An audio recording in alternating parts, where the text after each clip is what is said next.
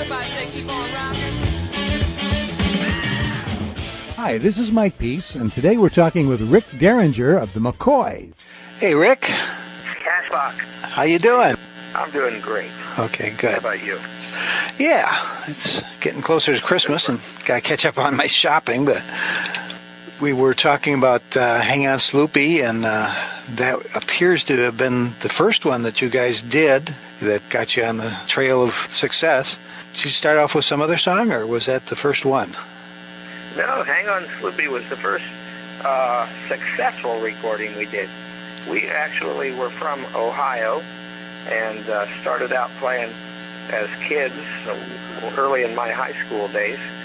And very quickly, we were successful enough to start opening for other groups that came through town in Dayton, Ohio. And one of those groups in late 1963 was a group called the Coronados, and they had a huge hit. They were the singing group from Texas, and we backed them up. They were so impressed with the group that they said, well, in 64, they're coming up in a few months, we have a engagement to play at the Texas Pavilion of the 1964 New York World's Fair. And we'd like you guys to come to New York and play at the Texas Pavilion. So actually in 1964, the band of McCoys went to New York City and we played at the Texas Pavilion. And meanwhile, the Coronados had set up a recording session for us, and we recorded a song for them in New York City called Yesterday, Today, and Tomorrow. And they were going to try to get that marketed on a real label, but it didn't really happen. So we were back in Ohio, and in the summer of 1965, a similar concert happened. Only this time we backed up and opened for a group called the Strangeloves. Okay. And the Strangeloves pretended to be Australian sheep herders with hit records, but in actuality, they were the first producers that produced hits for the record company called Bang Records. First hit was called My Boyfriend's Back, a huge hit. Wow, okay. The Angels. And it was so big that they then went ahead and recorded their song, I Want Candy, as the Strangeloves, and they were given the exercise to see if they could go out and find a group that looked like the Beatles that could record a song called My Girl Sloopy. My Girl Sloopy in 1964 was a #1 hit by the Vibrations. It was on the black charts. So they knew that it was a big, big hit.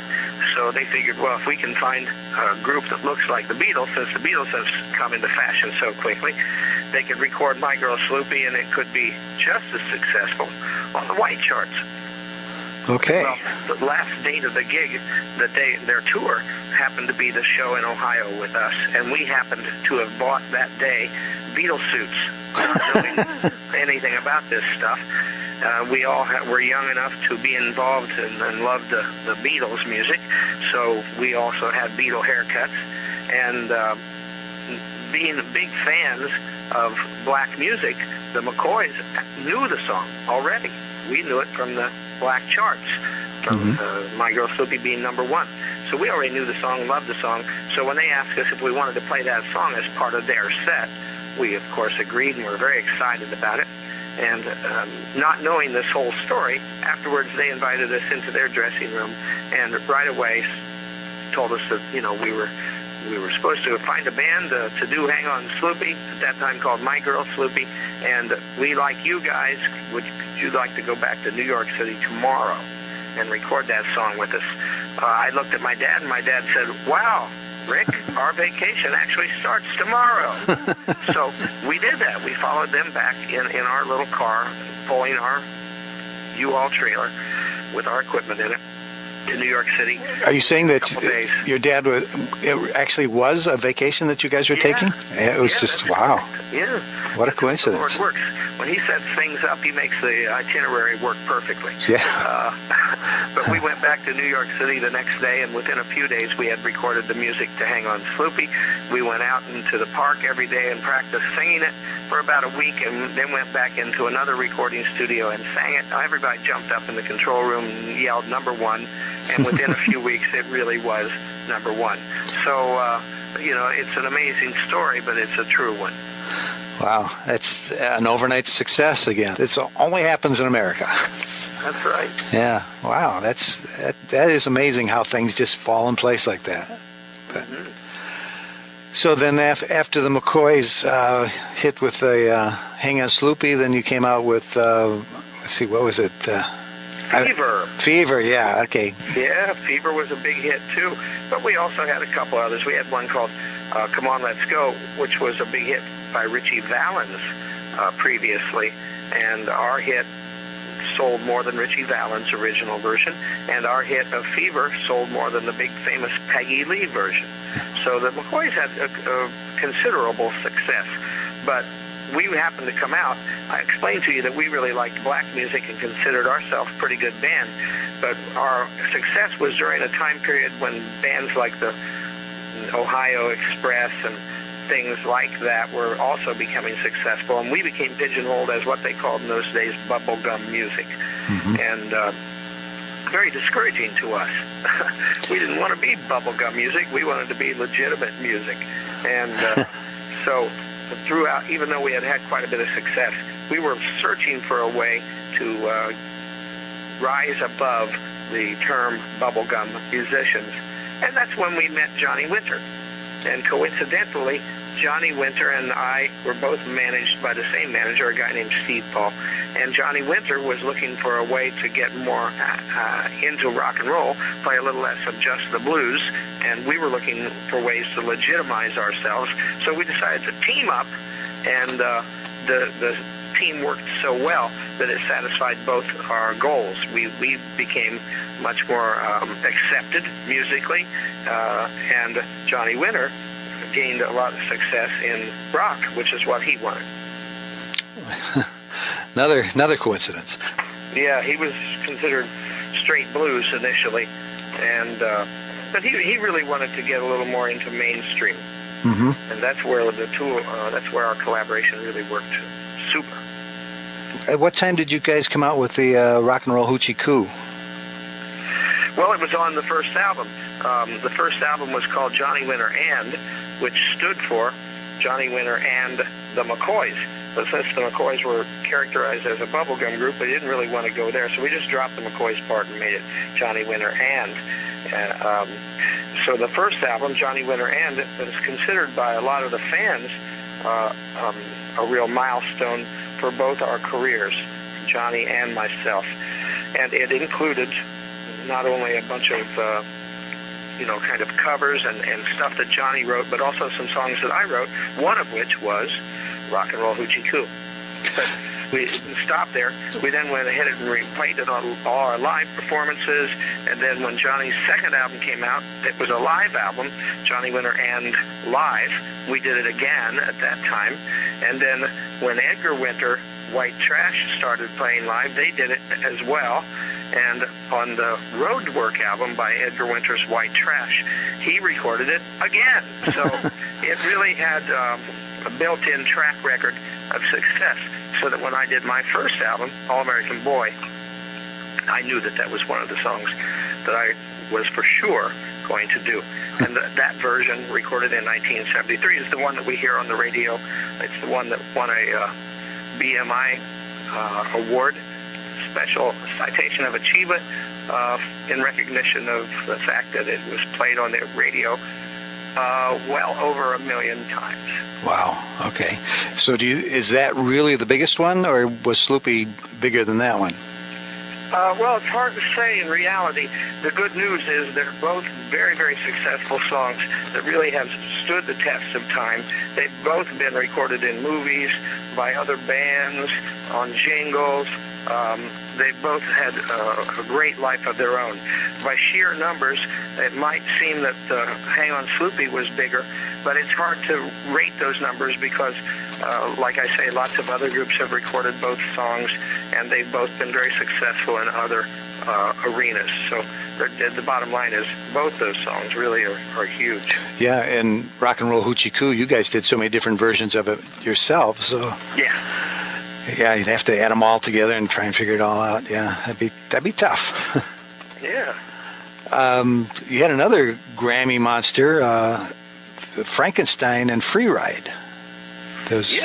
Yeah. That was with with Edgar. Right after I stopped playing with Johnny Winter, I started producing Edgar Winter's group. The first one was White Trash album, and then very quickly after that, I started playing live with Edgar Winter and that band. I love that band. Mm-hmm. Great music. And we recorded an album called Roadwork, like I said. Roadwork included Rock and Roll Hoochie Coo again. So Edgar had enough success so that he did a similar kind of thing. We were kind of a soul band, and Edgar decided at that time that he wanted to go more into mainstream. So he started his group just simply called the Edgar Winter Group, which included a guy called Dan Hartman. And Dan Hartman turned out to be a great, great songwriter and a performer in his own right. He wrote the song Free Ride. So Edgar took, on the first album, we recorded both those songs, Free Ride and Frankenstein. Frankenstein originally was just a kind of show-off song that Edgar had whenever Johnny Winter would play. Before Edgar had come onto the scene, Johnny would bring Edgar out as part of the show, and Edgar wanted something that really would show off his multi-musical talent. Mm-hmm. He played many musical instruments.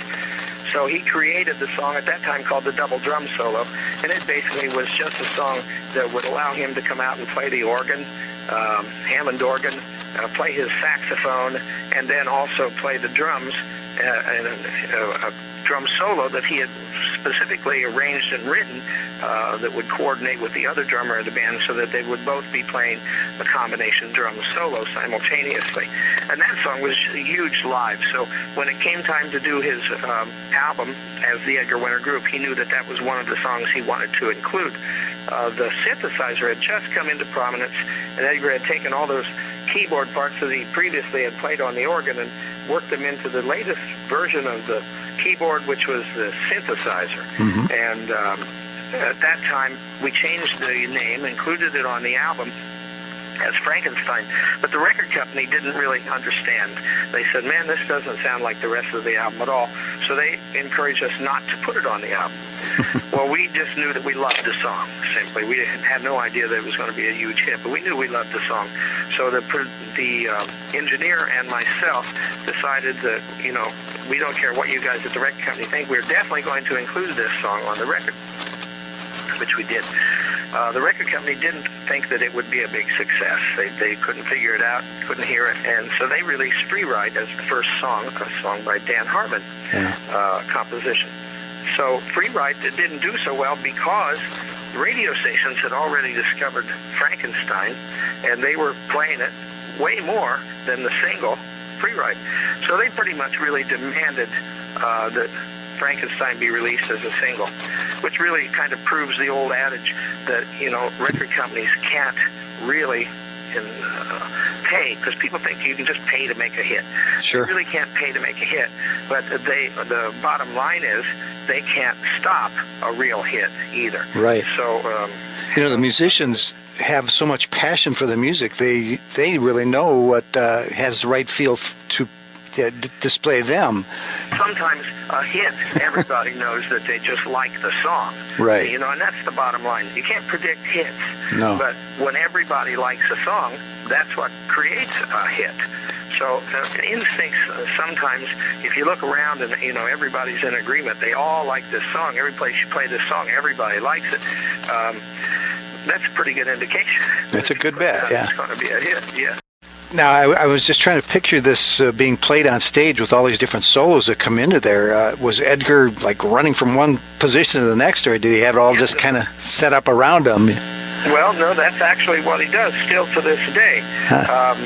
He will be playing the synthesizer, which is strapped on him nowadays, mm-hmm. and then he will, at a certain time, have the saxophone on at the same time, too, or sitting by a stand where he can go grab it. Mm-hmm. He'll grab that sax. He'll play the melody on the sax for a while.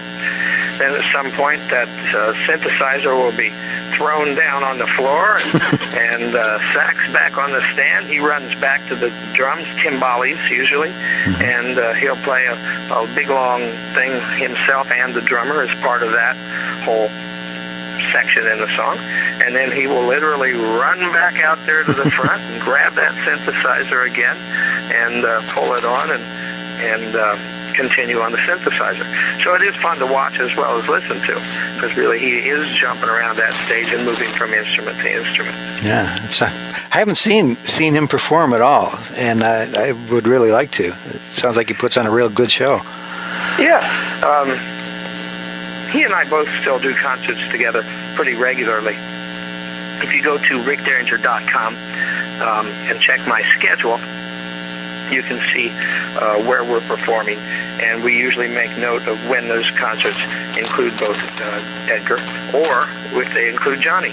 We have one coming up on December 23rd, I believe, in Michigan, and that will include both bands, both the Edgar Winter Group and Johnny Winter and my full band. And then at the end of the show, all three of us get together and play for about a half an hour together as well. That would be dynamite. Guys coming to Chicago or any place around here? Well, you just have to go and look at the schedule, rickderringer.com, because I can't remember them all myself. Actually, that date is in Mount Pleasant, Michigan, and it's on December 28th. Okay. A big casino. I think it's called Soaring Eagle. Make sure our fans know that. And your site is rickderringer.com. That's DERRINGER. That's right. Okay. So we need to make sure everybody knows how to get there. And in fact, we'll probably include a link right on Cashbox for that site. So please do. That'll help. I noticed too that you have worked with a lot of other artists. I see Alice Cooper, Todd Rundgren, Steely Dan, even Barbra Streisand. Barbra Streisand, Kiss. Yeah. Cyndi Lauper. I played all the guitars on a huge hit called Total Eclipse of the Heart. That ended up being a platinum album by Bonnie Tyler. I play all the guitars on that one as well. Air Supply, stuff that people wouldn't think that I necessarily would be part of, I play on. And like you said, Kiss, I'm actually the guitar you hear on some of the songs by Kiss. Well, I could see Air Supply, but Barbra Streisand? Yeah, Barbra Streisand. Well, at the time, the producer, Jim Steinman, was very, very successul with Meatloaf, and then he had gone ahead and produced the Total Eclipse of the Heart album by Bonnie Tyler, which became a platinum album. There was his work with Meatloaf was platinum level successful, so people were coming to him at that point, and Barbra Streisand actually approached him to do several songs, and I was one of the guys that he pulled from to create those big hits. He liked my guitar playing, so he asked me to come in and play on two records that we did for Barbra Streisand. One was called Left in the Dark Again, and I can't remember the name of the other one, but successful songs. Yeah. Well, it sounds like anything you're putting your guitar on does real well. So. Well, I can say that the productions I did with Edgar Winter and Johnny Winter, any song I did not do with them, any album I did not do with them was not gold or platinum, and all the albums that they have that are gold and platinum are the ones that I did do with them. That's a good distinction, boy. Yeah, but I actually had most success as a producer, producing, of all people, Weird Al Yankovic. Pretty much discovered Weird Al, and I produced his first 5 albums. Yay, Dr. Demento, huh? Yeah, all of his biggest hits. That's right. He was working in Westwood One because he was a big fan of Dr. Demento. So he was working in the mail room at Westwood One just to be near Dr. Demento. And then Doctor discovered him and allowed him to come out and play a song now and then on the radio show. And he came to us deciding that he wanted to do a single. Wasn't that first song you did, My Sharona, wasn't that supposedly was recorded in a men's room or something with the accordion? Well, he actually used the accordion on Another One Rides the Bus, he called it, to use as the bass drum.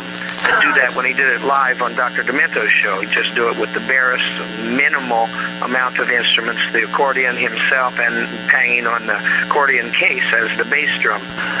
When we went in the studio and did it, of course, we simulated the sound of the original hit, which was how really became successful. His records sounded like the originals, but they had the funny lyrics, and then, of course, the videos that were hilarious. Yeah. So we won 2 Grammys with Weird Al. Not only were they gold and platinum records, but we also had the very good critical success. We won for the best comedy album one year, and then a year or 2 later, won for the best video as well. So I actually have 2 Grammys for Weird Al's work. Oh, boy, can't beat that. Yeah, I actually did a couple things with for Dr. Demento too that actually even got played. So that's great. Yeah. So yeah, Dr. Demento's radio show was really a trend. Does he still do it? I don't know if he still does it. I've heard from him like maybe 2 years ago, 2 or 3 years ago. So I think he's still doing it, but I don't think he's got quite as big a syndication as he had back in the. Yeah, it was had a lot of impact, and once again created music that went on to have a life of its own, as in Weird Al.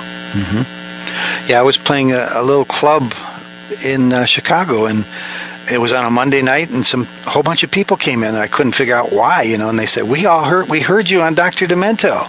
So, I mean, that show has got a tremendous following, and I knew he came from out there in California, but I had no idea that everybody listens to this show. Yeah, so. Well, Al was such a big fan that as soon as he had the opportunity to move from the Midwest, where he was from, he moved to California, and like I said, he got a job in the mailroom at Westwood 1 just because he had heard that that's where the show was created, and he wanted to be near Dr. Demento. Wow. Yeah. I Am a Real American. That's the song that you did with Hulk Hogan, right? Real American, yeah. That was one that was on the first wrestling album that I produced for the World Wrestling Federation. It was also a big hit. It had a song called Land of a Thousand Dancers that the wrestlers we put them all on, doing little vignettes throughout the whole song, and that became a very, very successful video on MTV. And on the album was also my song called Real American, which Hulk adopted as his theme song, and he's used it ever since for the last 20-odd years. Every time he goes into the ring, you hear I Am a Real American. Many times on a TV show in the background, they'll play I'm a Real American. And it's gained a huge audience through that venue alone. It's become my biggest downloaded song currently on the internet, and because of that, it was so long ago that the original was recorded, 20-some years, so I decided recently to do a brand new version.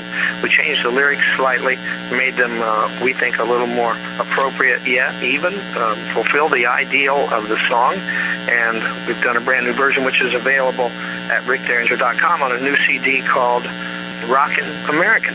Rockin' American, okay. Yeah. You mentioned that your songs are available for downloads. What site is it they're on? Most of the sites, iTunes, Amazon, just about everybody that allows download songs, we have stuff available. Just go look for... We're in the process of releasing a bunch of the new stuff, including Rockin' American. I think it's only available at, what is it called, Baby... CD Baby, maybe? CD Baby right now. Yeah, okay. I think that's the only place you can get it so far.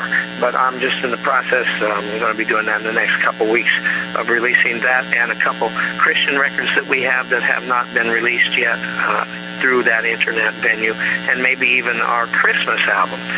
You should check that one out, too, at rickderringer.com.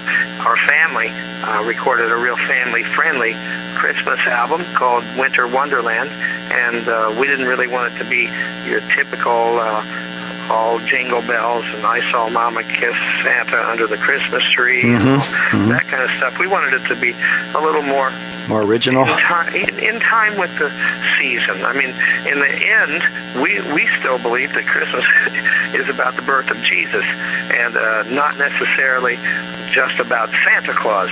Right. So, we didn't want it to be a solely Christian record, but we wanted it to be a little more reflective and not quite so frivolous. I like the whole concept because my family and I did that over 15 years of putting together an album.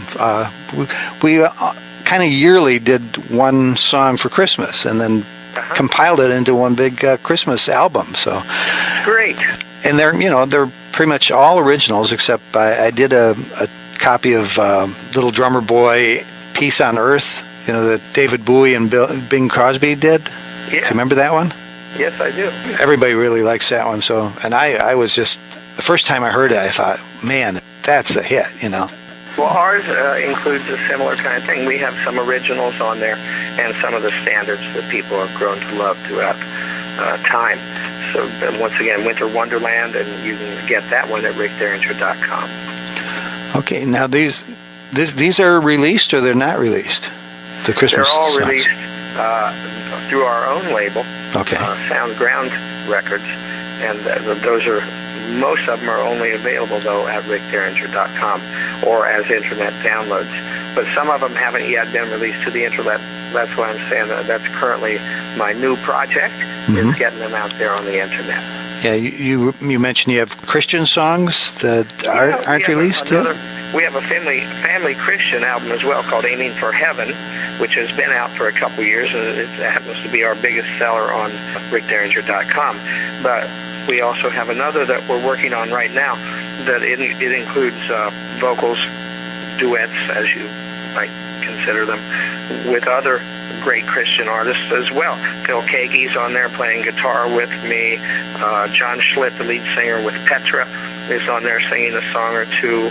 Mark Farner, the ex-lead singer and songwriter for Grand Funk Railroad, who's had a big Christian success, several Christian successes over the years. He's on there too with me, and we're currently in negotiations with another Christian artist as well. So that one we can't wait to get out there. It'll include, like I say, some other things that people don't expect. That should be interesting. Have you tried to put anything on iacmusic.com? I haven't. You were telling me about that earlier. I haven't yet. I'm going to have to explore that. Yeah. Cashbox uses them to provide music for our independent artist charts, and we do make picks from that chart, based on songs that we think should get some exposure. There's. What is it?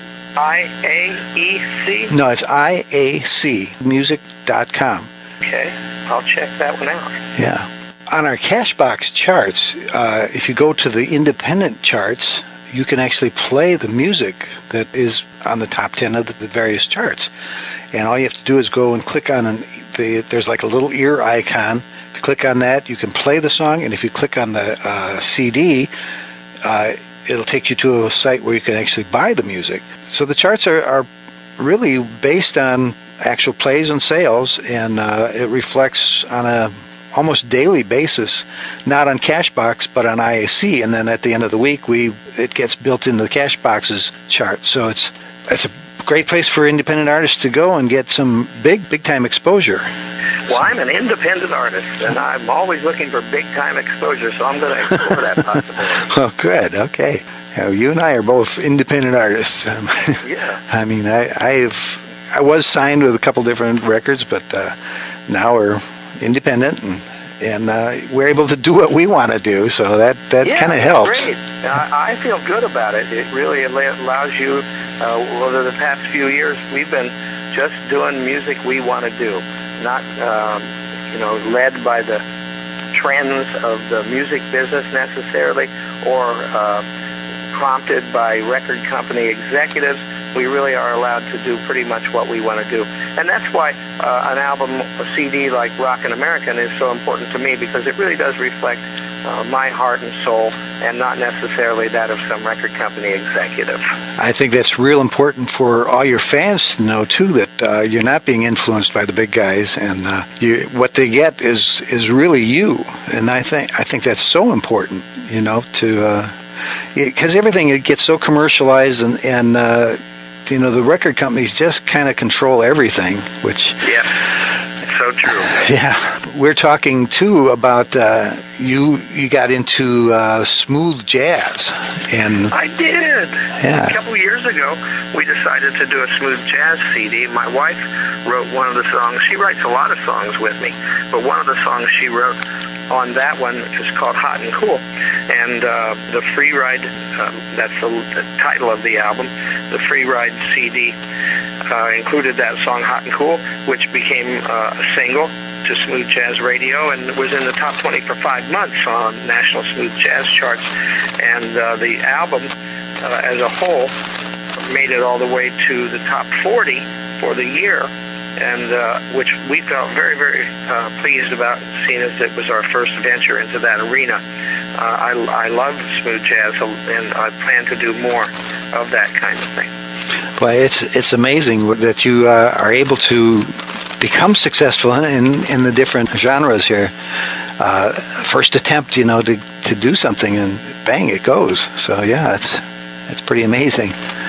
Yeah, well, all credit goes to the Lord for that kind of stuff. He gave me my ability, and He deserves all the credit. Now your wife, Jenda, she actually wrote the music for that? Yeah, for Hot and Cool, that was hers. Wow. I mean, we worked on it we do everything together, but that was her basic inspiration, and we also included a vocal version of it. Okay. The instrumental version is the smooth jazz hit, but we then went ahead and let people hear how it was originally written with vocals on a song that you can get at rickderringer.com. The CD is called Derringer ×2, but it also includes a vocal version of that hugely successful Hot and Cool. Mm-hmm. So did she write the words, or does she play an instrument, or how did that happen? We work together on the words, and then she comes up with melody ideas, and then we work together on the guitar or piano to turn them into reality. Boy, that's pretty neat. Yeah. I've seen some quotes from you online, and one of your quotes is, "If my musical tastes are continuing to grow, and I'm not really too interested in the music that my kids listen to, then I assume the audience is doing the same thing." What is that based on? Oh, well, that just means you have to be true to yourself. We're all human beings, and sometimes as human beings, we want to things we hear in the media or people that we see or people in positions of authority as knowing more than us. Mm-hmm. And that's kind of just basic human nature. In reality, we're all equal here on this earth.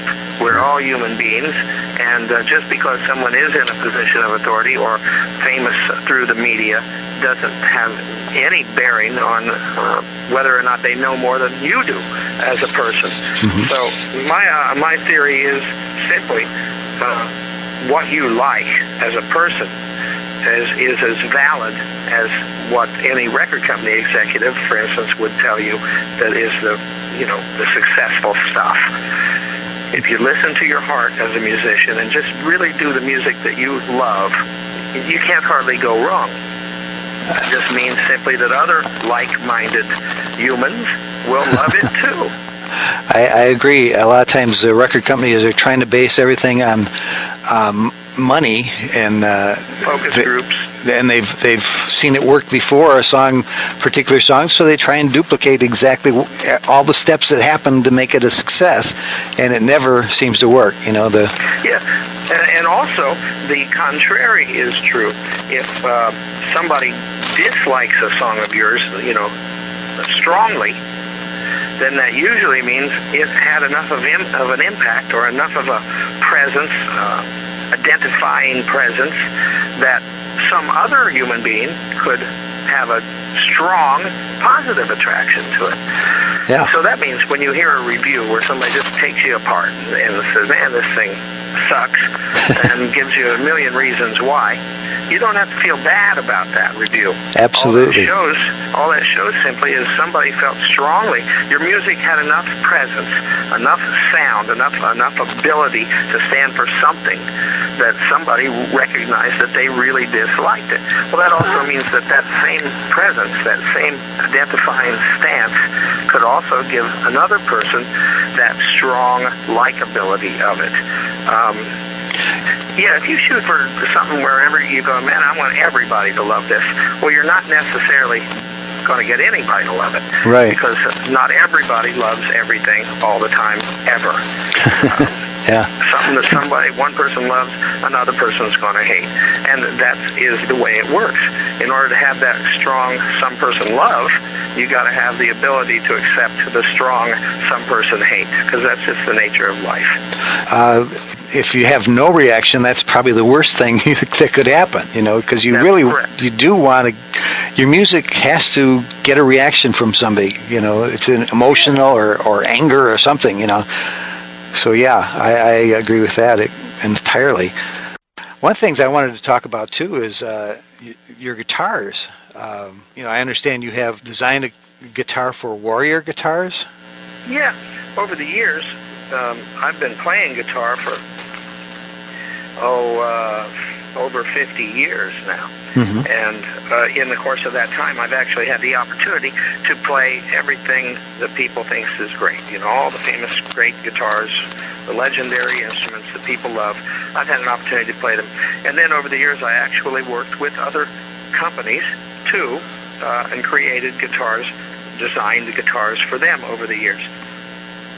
So recently, about 5 years ago, I linked up with a company called Warrior Guitars that makes handmade instruments and really the best electric guitars out there. And we decided that we would take all that knowledge that I've accumulated over the years and put it to some good use and create a new guitar, another Rick Derringer model. So that guitar now is a reality, and Warrior allows me to go ahead and experiment. And as I find new things that really work on the instrument, we can incorporate that in the instrument in an ongoing fashion. So it doesn't mean that just because 5 years ago we created a guitar, that's the end result. Right. We keep incorporating new innovations in the instrument as time goes on, and I'm currently waiting for a new one that has some new changes in it that we expect will make it even better. Cool. I actually went to the Warrior Guitars page and looked up a Rick Derringer guitar. It's got this beautiful blue finish, 3 pickups. Middle pickup is a little different than the 2 outside pickups.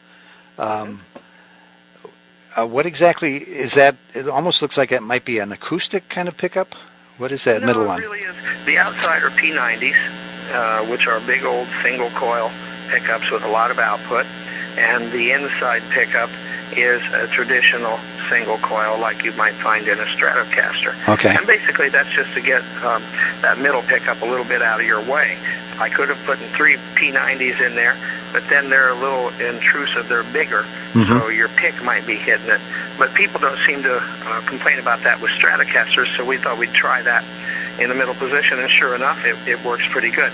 But moving that pickup around is one of the current things I'm experimenting with. So the new one will have some more changes yet that aren't even reflected in those guitars that you saw online. Then you also mentioned that it's got a flawless tremolo. Now, I have not seen a flawless tremolo yet, and I've seen the ones where you the strings are locked down on both ends, and you got the little fine tuners at the bridge. How do you get something flawless? Well, a guitar, if it's designed correctly, if the nut has enough room for that string to travel through there, if you take away multi-winds at the tuner section end with a locking peg, then if everything's set up properly, that guitar should be able to come back to the same position every time you use the tremolo. If you come and see me play live, you'll notice that I love the tremolo. I use it a lot.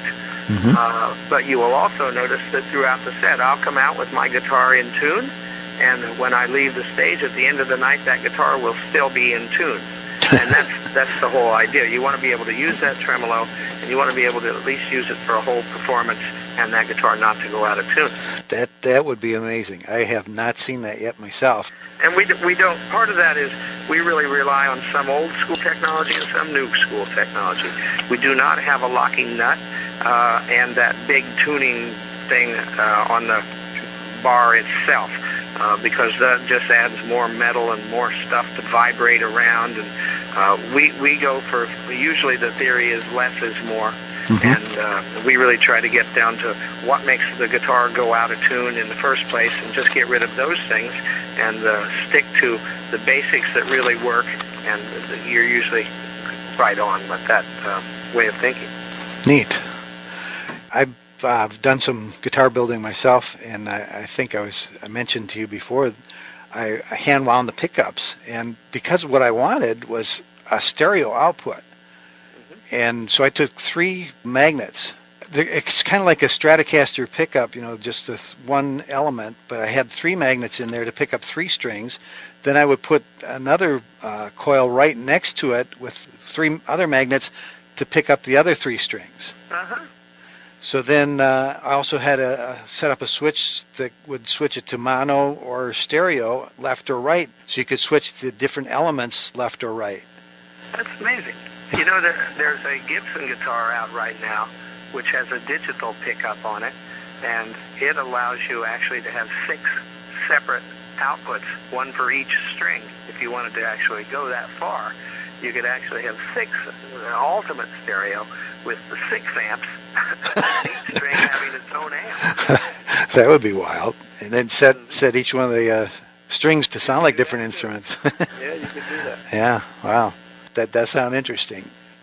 With mine, I played the guitar through the PA system, and it really showed the separation. And I was working as a single at that time, and wanted to get the most sound on that stage.